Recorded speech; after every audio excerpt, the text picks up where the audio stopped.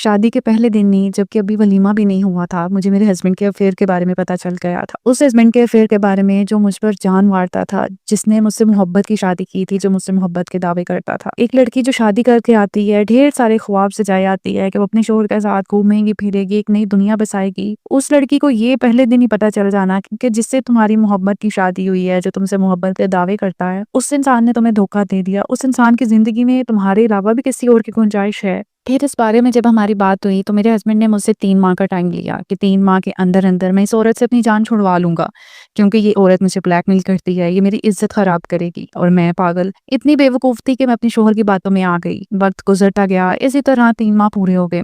3 माह बाद फिर से मेरे शोहर ने मुझसे मजीद 3 माह का टाइम दिया और मैं फिर बेवकूफ बन गई। मैंने फिर से उनको 3 माह का टाइम दे दिया। इसी तरह 1 महीना गुजरा, दूसरा गुजरा, फिर जब तीसरा कंप्लीट हुआ तो मेरे शोहर ने फिर से मुझसे टाइम मांगा। इस बार मैंने कहा कि मैं टाइम नहीं लूंगी, आपको डिसीजन लेना होगा, मैं या वो। मेरे हस्बैंड ने फिर से मुझे बेवकूफ बनाया। इसी तरह टाइम लेते लेते 1 साल गुजरा, 1.5 साल, 2 साल और अब 2.5 साल हो चुके हैं। लेकिन असल कयामत उस दिन मुझ पर टूटी जब मुझे ये पता लगा कि मेरे शोहर ने उस औरत के लिए घर लिया हुआ है, जिसमें जरूरियात जिंदगी की हर चीज मौजूद है। फर्नीचर, खाने पीने का सामान, fridge, LED, AC, each and everything. जब मुझे ये पता चला ना तो मेरा दिल ऐसे फट गया, मुझे समझ ही नहीं आई कि मैं क्या करूं। लेकिन मैंने अपने शोहर पर ये जाहिर नहीं होने दिया कि मैं ये सब जानती हूँ। शोहर मेरे साथ बहुत लाड करते थे, मेरे साथ प्यार से पेश आते थे। ससुराल में अगर कोई मुझे कुछ कह देता था ना तो उससे भी लड़ पड़ते थे। ये सब मेरे लिए अब इतना अजीब था कि एक बंदा जो किसी को मुझे बात नहीं करने देता, वो अभी भी मुझे धोखा दे रहा है। खैर मैंने अपने शोहर पर ये चीजें जाहिर नहीं होने दी। ये सब पता लगने के बाद मैं सारा सारा दिन रोती थी, सिवाय उस टाइम के जिस टाइम में मेरे हस्बैंड मेरे पास मौजूद होते थे। खैर मैंने अल्लाह ताला से दुआएं मांगनी शुरू की